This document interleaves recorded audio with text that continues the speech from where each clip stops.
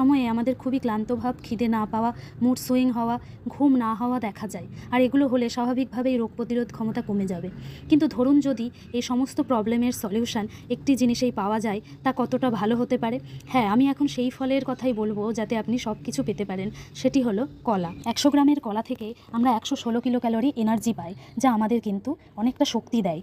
এছাড়া 1.2 gram protein পাই, যাতে কিনা আমরা isoleucine, lysine, phenyl alanine, histidine, arginine, valine এর মতন আমরা অ্যামাইনো অ্যাসিড পেয়ে থাকি। তার ফলে আমাদের কিন্তু রোগ প্রতিরোধ ক্ষমতাও বাড়ে। এছাড়া এতে আমরাও কিন্তু কিছু পরিমাণে ফ্যাট, ক্যালসিয়াম, ক্যারোটিন এবং ভিটামিনও পেয়ে থাকি।